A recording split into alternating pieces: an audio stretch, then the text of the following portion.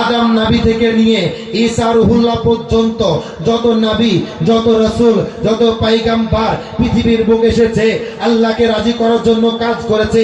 রাত্রি বেলায় রাত্রি জাগরণ করেছে আল্লাহকে রাজি করার জন্য, নামাজ পড়েছে আল্লাহকে রাজি করার জন্য, রোজা রেখেছে আল্লাহকে রাজি করার জন্য, তাসবিহ করেছে আল্লাহকে রাজি করার জন্য, ধ্যান করেছে আল্লাহকে রাজি করার জন্য, ভালো কাজ করেছে আল্লাহকে রাজি করার জন্য। কিন্তু মুসলমান, আল্লাহ রাব্বুল আলামিন বলে যত নবী পৃথিবীর বুকে ছিল আদম থেকে নিয়ে ঈসা রুহুল্লাহ পর্যন্ত সমস্ত নবী কাজ করেছে আল্লাহকে রাজি করতে হবে, আল্লাহকে খুশি করতে হবে, আল্লাহকে নারাজি করলে চলবে না। আমার আল্লাহ বলছে, হে আমার বান্দা বান্দি শোনো, সমস্ত নবী কাজ করেছে আল্লাহকে খুশি করার জন্য, আর আমি আল্লাহ কাজ করছে আমার নবীকে খুশি করার জন্য। জোরে বলেন না, আরে আপনি জোরে বলেন না সুবহানাল্লাহ। সাইয়েদেনা আপনার আদম থেকে শুরু করে ঈসা রুহুল্লাহ পর্যন্ত নবীগণ কাজ করছে কাকে খুশি করার জন্য? আল্লাহকে। আর আল্লাহ বলছে আমি কাজ করছি আমার হাবিবকে খুশি করার জন্য। এই জন্য আমার আপনার নবীকে টাইটেল দিয়েছে হাবিবুল্লাহ, মানে আল্লাহ যাকে খুশি করার জন্য কাজ করে। আল্লাহ রাব্বুল আলামিন বলছে জান্নাত তৈরি করলাম, মালিক কাকে বানালাম? জান্নাত আমি আল্লাহ তৈরি করেছি, মালিক কাকে বানিয়েছি? এই আশিকানে মুস্তাফা জোরে বলেন না জি। নবীকে, আরে জোরে বলেন না, কাকে ভয় লাগছে? জোরে বলেন কাকে? আল্লাহ বলছে হাউজে কাউসার বানিয়েছি, মালিক কাকে করেছি? আল্লাহ বলছে কিয়ামতের মাঠ তৈরি করেছি, বিচার আমি করব, মালিক কাকে করেছি? কিয়ামতের মাঠে আল্লাহ রাব্বুল আলামিন কার সম্মান বাড়াবে? সম্মান কার বাড়াবে জি? কার বাড়াবে? কার? জোরে বলেন না কার জি? কোন নবীর? কোন নবীর? আমাদের নবীর নয়? আমাদের বুকটা গর্ব উঁচু হয়ে যাবে না? আদম সফিউল্লাহ থেকে ঈসা রুহুল্লাহ পর্যন্ত কত নবী পৃথিবীর বুকে এসেছে। এতগুলো নবী থাকার শর্তে কোন নবী সুপারিশ করবে? কাদের নবী জি? আমাদের নবী। আচ্ছা একটা এখানে ভাবুন তো, আপনার আমার নবী 1,24,000 মতন্তরে 2,24,000, এই যে নবী, এই এতগুলো নবীর ভিতরে আপনার আমার নবী পাওয়ারফুল নবী। কি ফুল নবী? সিরাজুল মুনির নবী, নবীদের নবী। কার নবী? আপনার আমার নবী, নবীদের নবী, আল্লাহর নবী। এতগুলো নবীর ভিতরে সুপারিশ করবে, তো বলুন অতগুলো নবী কার মানে তাকাবে? কার দিকে দেখবে জি? আরে আমাদের উপরে দেখবে না? 1,24,000 মতন্তরে 2,24,000 নবী যেখানে দাঁড়িয়ে থাকবে, সেখানে আপনার নবী আমার নবী রাহমাতুল লিল আলামিন দাঁড়িয়ে যখন সুপারিশ করবে, বলুন নবীর সম্মান কত উঁচু যাবে? এই কথা বলছেন না জি? তিনারাও নবী, ইনিও নবী, তিনারাও রাসূল, ইনিও রাসূল। কিছু কিছু নবীকে কিতাব দিয়েছে, আপনার আমার নবীকেও কিতাব দিয়েছে। তারপরেও ওই কিয়ামতের মাঠে কোন নবী সুপারিশ করতে পারবে না। প্রত্যেক নবী বলবে আমি নয়, অন্যজনের কাছে যাও, আমি নয়, অন্যজনের কাছে যাও। শেষ প্রান্তরে আমার নবী দাঁড়িয়ে যখন সুপারিশ করবে, সম্মান কি একটু একটু হবে? হবে জি? একটু একটু হবে? কত উঁচু হবে? আচ্ছা এবার ভাবুন, নবীর সম্মান বেড়ে গেল। এবার আপনি বলুন তো, আমরা কোন নবীর উম্মত? পাওয়ারফুল নবীর উম্মত নয়। কোন নবী? যে নবী সুপারিশ করবে। কোন নবী? যে নবী কোটি কোটি লক্ষ লক্ষ নবীর ভিতর আমার নবী সুপারিশ করবে, আমরা সেই নবীর, আমরা কি উম্মত? জোরে বলেন না জি কি? আমি আরেকবার ভালো করে দেখছি, কিয়ামতের মাঠে লক্ষাধিক নবীর ভিতরে যে নবী সুপারিশ করে, আমরা সেই নবীর। আল্লাহ জান্নাত তৈরি করেছে, জান্নাতের মালিক নবীকে বানিয়েছে, আমরা সেই নবীর। জোরে বলেন না জি? আল্লাহ রাব্বুল আলামিন হাউজে কাউসার বানিয়েছে, হাউজে কাউসারের মালিক আপনার আমার নবীকে করেছে, আমরা সেই নবীর। আল্লাহ রাব্বুল আলামিন বিচারের জন্য কিয়ামতের মাঠকে নির্বাচন করেছে, লক্ষাধিক নবীর ভিতরে কিয়ামতের মাঠে আপনার আমার নবীকে সুপারিশের পারমিশন দিবে, হুকুম দিবে, আমরা সেই নবীর। তো আমাদের কিছু পাওয়ার থাকবে না? আমাদের থাকবে না? এইবার আপনি ভাবুন, ওই কিয়ামতের মাঠে সাইয়েদনা আদম সফিউল্লাহ থেকে ঈসা রুহুল্লাহ, তারপরে আমাদের নবী মানে আমরা। এই যে এত নবী এসেছে, তো অত নবীর কত মত হবে? কোটি কোটি মত হবে না, মিলিয়ন, আরবো খারবো। এবার আপনার মনে প্রশ্ন, তাহলে এত মানুষ যখন এক জায়গায় হব, ঈসা রুহুল্লাহর উম্মত এবং আমার নবীর উম্মত আমরা এক জায়গায় দাঁড়িয়ে গেলাম। আদম সাফিহুল্লাহর উম্মত আপনি আমি এক জায়গায় দাঁড়িয়ে গেলাম। ইউসুফ আলাইহিস সালামের উম্মত আমরা এক জায়গার মধ্যে দাঁড়িয়ে গেলাম। দাউদ আলাইহিস সালামের উম্মত এবং আমরা এক জায়গার মধ্যে দাঁড়িয়ে গেলাম। নূহ আলাইহিস সালামের উম্মত এবং আমরা এক জায়গার মধ্যে দাঁড়িয়ে গেলাম। এই প্যারে মুসলমান, এইরকম ভাবে যত নবী আছে, যত রাসূল আছে, যত পয়গম্বর আছে, প্রত্যেক নবীর উম্মত, প্রত্যেক রাসূলের উম্মত কাল কিয়ামতের মাঠে থাকবে। আখির জামানা পয়গম্বর আমাদের নবীর উম্মত, অর্থাৎ আমরাও সেই জায়গার মধ্যে থাকবো। এত ভিড়ের মধ্যে কোনটা কোন নবীর উম্মত এটা বলা সম্ভব হবে না। আপনার মনে প্রশ্ন আসতে পারে, আমার মনে প্রশ্ন আসতে পারে, কাল কিয়ামতের মাঠে আমার নবী এত বড় সুপারম্যান হবে, এত বড় ক্ষমতার মালিক হবেন, আল্লাহ রাব্বুল আলামিন এত বড় ইজ্জত দেবে, কিন্তু আমরা তো সেই নবীর উম্মত, হয়তো নামাজ পড়েছি কিংবা নামাজ পড়তে পারিনি, নবীর প্রেম অন্তরে আছে, নবীর ভালোবাসা অন্তরে আছে। তাহলে কাল ওই কিয়ামতের মাঠে কোটি কোটি মানুষের মধ্যে নবীর উম্মত, মুহাম্মাদের উম্মত আর অন্য উম্মত এক জায়গায় মিশে যাবে। কেমন করে মানুষ বুঝতে পারবে এটা কোন নবীর উম্মত? তাহলে আমার নবী যদি এত পাওয়ারফুল হয়, আমাদের কি কোনো ক্ষমতা থাকবে? আমাদের কি কোনো ওইখানে নিশানা থাকবে যে মানুষ দেখে বলতে পারবে এটা হলো নবী মুহাম্মদ রাসূলুল্লাহ, আর এইগুলা হলো নবীর উম্মত? জোরে বলেন সুবহানাল্লাহ। কোন কি আকার আছে যাতে মানুষ নবীর সম্মান তো পারলো, যাতে ঈসা রুহুল্লাহর উম্মত বলতে পারে এটা মুহাম্মদের উম্মত, যাতে করে সাইয়েদনা আদম নবীর উম্মত বলতে পারে এটা মুহাম্মদের উম্মত, ইব্রাহিম খলিলুল্লাহর উম্মত যেন বলতে পারে এটা নবী মুহাম্মদ রাসূলুল্লাহর উম্মত, ইউসুফ নবীর উম্মত যেন বলতে পারে এটা রাসূলুল্লাহর উম্মত।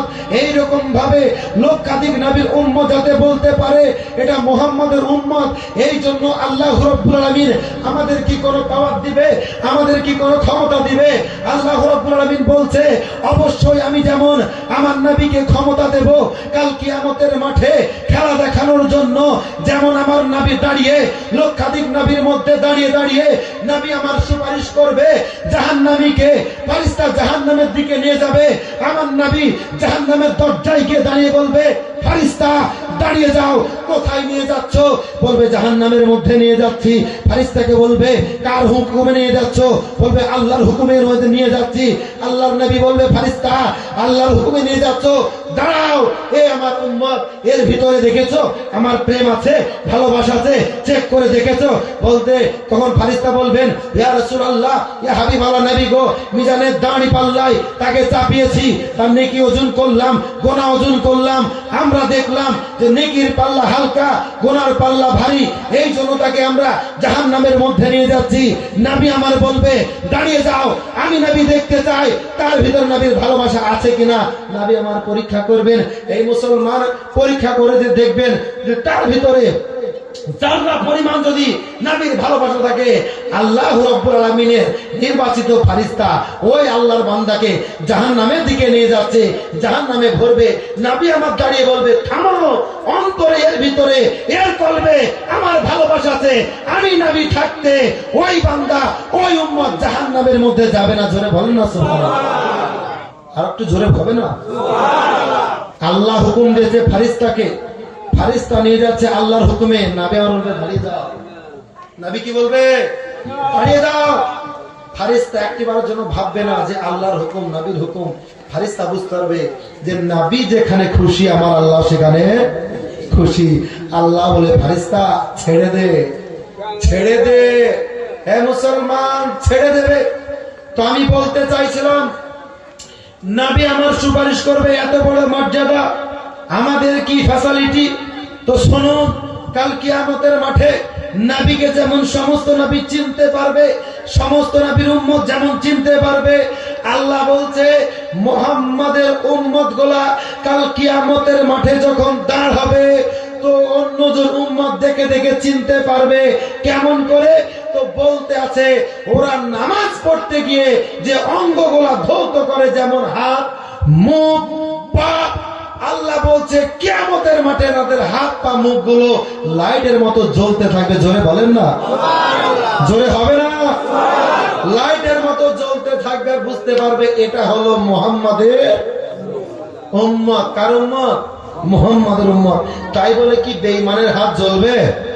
এই বেঈমানের হাত জ্বলবে, মুনাফিকের হাত জ্বলবে, গুস্তাখে রাসূলের হাত জ্বলবে, যারা নবীর মানকে ছোট করে তাদের হাত জ্বলবে, যারা নবীর মানকে ছোট করে ইজ্জতে হাত দেয় ওদেরকে হাত জ্বলবে না। মুসলমান বলছিলাম, সূর্য বলতেছে ইয়া রাসূলুল্লাহ আমি ওয়াহাবি নয়, আমি সুন্নি, আমি নবীর গোলাম, নবী হুকুম দিয়েছে, আমি সঙ্গে সঙ্গে আল্লাহর হুকুমে নয় নবীর হুকুমে আমি সূর্য উঠে গেলাম। জোরে বলেন না, সূর্য উঠে গেল। আলী নামাজ পড়ে নিত। সূর্য যদি ওয়াহাবি হতো, সূর্য বলতো না নবী তোমার কথা নয়, তোমার কথা চলবে না, এখানে আল্লাহর কথা চলবে। হে মুসলমান, বর্তমান বাজারের কন্ডিশন দেখতে পাচ্ছেন না? এজিদি মার্কা মুসলমান বর্তমান বাজারে নাই, আবু জেহেল মার্কা মুসলমান বর্তমান বাজারে নাই। হে, যার ওযু আছে তার ভাঙার ভয় নাই, ভয় আছে। যার ঈমান আছে তার ঈমান হারানো ভয় আছে, আর যার ঈমান নাই তার কোনো ভয় নাই। এক শ্রেণীর মানুষ মাথায় টুপি আছে, মুখে দাড়ি আছে, সে কি বলছে জানেন? তারা বলতে আছে যে নবী যখন কথা বলতেন মুখ দিয়ে দুর্গন্ধ বের হতো। জোরে বলে না নাউজুবিল্লাহ। এ মানুষের পর্যায়ে পড়ে? তার মাথায় টুপি আছে, মুখে দাড়ি আছে, হাদিসের কথা বলে, কোরআনের কথা বলে, মানুষের পর্যায়ে পড়বে? পড়বে? নবীর মুখ কেমন ছিল সাহাবায়ে কেরামকে জিজ্ঞাসা করেন। আরে নবীর তো মুখ মুখ মুবারক, তো মুখ মুবারক। নবীর দেহ থেকে যখন ঘাম মুবারক বের হতো সাহাবায়ে কেরাম সেগুলোকে হাতে নিয়ে গায়ে মাখতেন। কেন? সেন্টের জন্য। নবীর ঘাম মুবারকে এত খুশবু ছিল, যদি কারো গায়ে লাগিয়ে রাস্তার মধ্যে হাঁটতো পাশের জন বলতো কি সেন্ট লাগিয়েছো। আর সেই নবীর মুখে দুর্গন্ধ বের হবে? এ কাজ্জাব নয় মুসলমান, একে মুসলমান বলা যাবে? তারপরে আরেকটা কি বলছে? বলছে নবীর মাতা পিতা যাবে কোথায়? জাহান্নামে। আস্তাগফিরুল্লাহ পড়ে না, নাউজুবিল্লাহ। কোথায় যাবে? ডিক্লেয়ার বলছে কত শুনবেন, মোবাইলে আর হাঁটছে না, মনে হচ্ছে আইফোন কিনতে হবে, যে ওদের গুস্তাখি মোবাইলে হাঁটে না। বলছে যে নবীর মাতা পিতা যাবে জাহান্নামের মধ্যে, ডিক্লেয়ার বলছে। এতে কোনো সন্দেহ নাই। আমি আপনাদেরকে কোনো ওয়াকিয়া শোনাবো না, জাস্ট একটু টাচ দেব, টাচ। ঈমান মজবুত করার জন্য মেন পয়েন্টগুলো আপনাদেরকে আমি শোনাতে চাই। এই মুসলমান, আমি আপনাদেরকে বলতে চাই, আপনাদের জেহেনটাকে, আপনাদের ব্রেনটাকে একটু নিয়ে চলুন। কোথায় নিয়ে যাবেন? সৌদির বুকে নিয়ে যান। কোন সৌদির বুকে? মক্কার বুকে নিয়ে যান। কোন সময় নিয়ে যাবেন? নবী আমার যখন পৃথিবীর বুকে আসেননি, পৃথিবীর বুকে আসবে ওই সময়ের মধ্যে, ওই সময়কালের মধ্যে আপনার ব্রেনটাকে নিয়ে যান, ওইদিকে ব্রেনটাকে খাটান। কোন সময়? যখন আমেনা, নবী আমার আমেনার গর্ভে ছিল। হযরতে আমেনা রাদিয়াল্লাহু তাআলা আনহু, তিনি যখন নবীকে নিয়ে গর্ভের মধ্যে ধারণ করছে, এমন অবস্থায় সাইয়েদনা আমেনা রাদিয়াল্লাহু তাআলা আনহা তিনি যখন রাস্তার মধ্যে হাঁটতে আরম্ভ করেছে, চলতে চলতে, এইবার আপনার রাস্তার মধ্যে বালু আছে, ধুলোবালি আছে, কাকড় আছে, গাছের ডাল আছে, কাঁটার ডাল আছে, অনেক কিছু পড়ে আছে। আমিনার পায়ের মধ্যে কোনো চপ্পল ছিল না, কোনো জুতো ছিল না, কোনো কাঠের খড়ম ছিল না, এক কথায় জুতো আপনার ছিল না, উলঙ্গ পা ছিল। ওই নরম পায়ে মাটির উপরে হাঁটতে আরম্ভ করেছে। এমন তো সময় হাঁটতে হাঁটতে এক জায়গার মধ্যে গিয়ে উপস্থিত হয়েছে। ওই জায়গার মধ্যে কাঁটার গাছ ছিল, কাঁটা আপনার ছিল। ওই কাঁটার উপরে যদি আমিনা পা দিয়ে দেয় তাহলে আমিনার পায়ের মধ্যে কাঁটা বিঁধে যাবে, আমিনা দুঃখ পাবে, আমিনা কষ্ট পাবে। আর আমিনা যদি কষ্ট পায়, যদি দুঃখ পায়, আমিনার গর্ভের মধ্যে মধ্যে আমার নবী ভরা আছে, জামানার বাদশা ভরা আছে, নবীদের সর্দার ভরা আছে, সৈয়দুল মুরসালিন ভরা আছে, আকাই নামদার ভরা আছে, মদিনাকে তাজদার ভরা আছে। কাটা চিন্তা করছে আজকে যদি আমি আমিনার পায়ের মধ্যে বিঁধে যাই আমার নবী দুঃখ পাবে। কাল কিয়ামতের মাঠে যদি নবী একদিকে দাঁড়িয়ে যায়, আমি যদি অপর দিকে দাঁড়িয়ে যাই, আর আমাকে যদি প্রশ্ন করে আল্লাহ জাহান্নামের মধ্যে নিক্ষেপ করবে। না না না, নবী কষ্ট পাবে, মুস্তাফা কষ্ট হবে। আমি চাই না নবীর পা, নবী যখন গর্ভে আছে আর নবীর মা আমিনা কাঁটার উপরে পা দিয়েছে, কাঁটা সঙ্গে সঙ্গে আল্লাহর হুকুমে ফুলে পরিণত হয়ে গেছে। জোরে বলেন না সুবহানাল্লাহ। কিসে পরিণত হয়ে গেছে? ফুলে পরিণত হয়ে গেছে। কেন? কেন? আমিনা, আমিনার পায়ে ব্যথা লাগবে, নবী কষ্ট পাবে। কাঁটা ভিজলো না, ফুল হয়ে গেল।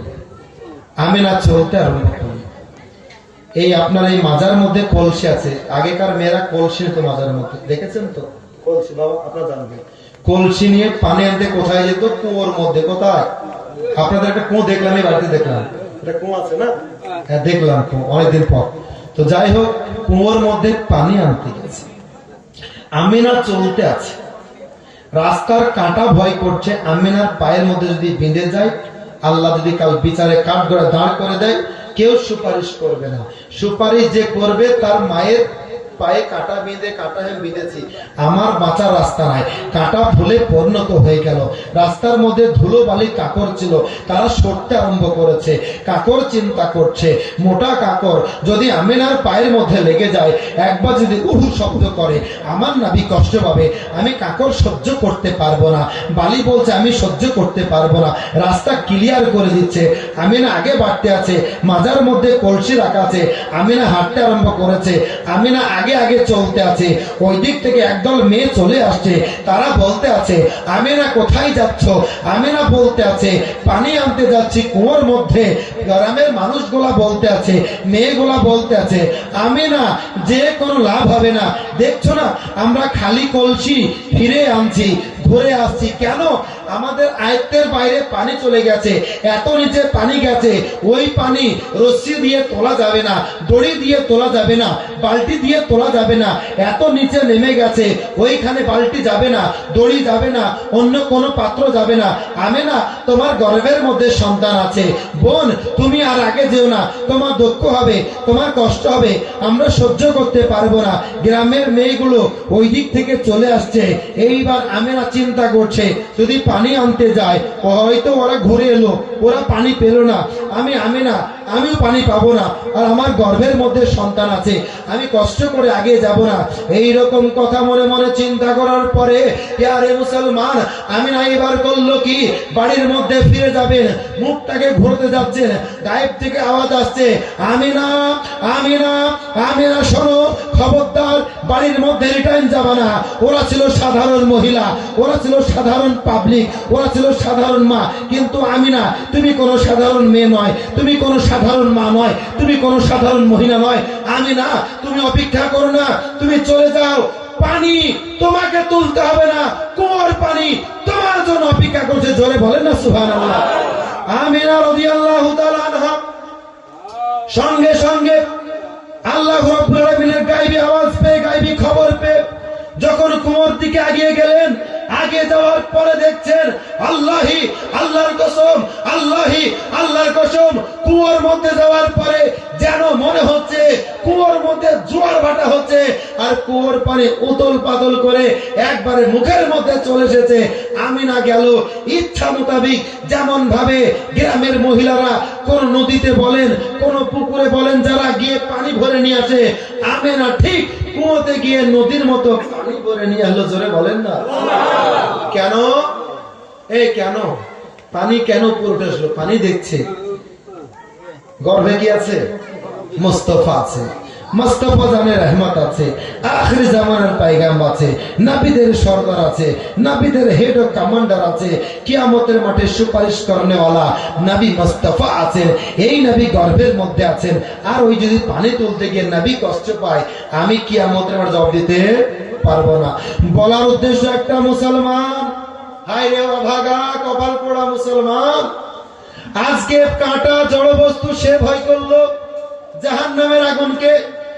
নবীর শানে ফুলে পরিণত হয়ে গেল, বালি জড় বস্তু, সেও আল্লাহকে ভয় করলো। নবীর শানে রাস্তা থেকে সরে গেল, কাকর সেও ভয় করলো। নবীর শানে রাস্তা থেকে সরে গেল, কুয়োর পানি সেও ভয় করলো, আল্লাহকে ভয় করে। নবীর সম্মানার্থে কুয়োর মধ্যে পানি উঠেলো। কিন্তু তুমি নিজেকে নবীর দাবি, নবীর উম্মত দাবি করছো, কোরআন পড়নেওয়ালা দাবি করছো, হাদিস পড়েছো, নবীর সুন্নাত মুখের মধ্যে রেখেছো, নবীর সুন্নাত পাগড়ি দেহের মধ্যে রেখেছো, মাথার মধ্যে বেঁধেছো, টুপি পড়েছো, পাঞ্জাবি পড়েছো, লিবাস পড়েছো, নামাজ পড়ছো, রোজা রেখেছো, হজ করছো, যাকাত দিচ্ছ, নবীর গুস্তাখি করছো, নবীর মানকে ঝড়ো করছো, সম্মানে হাত দিচ্ছ, নবীকে নিয়ে উল্টো পাল্টা বলছো। আল্লাহ বলছে বেয়াদব, শোন, নামাজ তো পড়বি, তোর সম্মান পৃথিবী দেব, কিয়ামতে যাবি, আমি আল্লাহ তোকে জাহান্নামের মধ্যে জ্বালাবো। জোরে বলেন সুবহানাল্লাহ। আল্লাহ কি বলছে? নামাজ পড়লা পৃথিবীতে সম্মান দেব,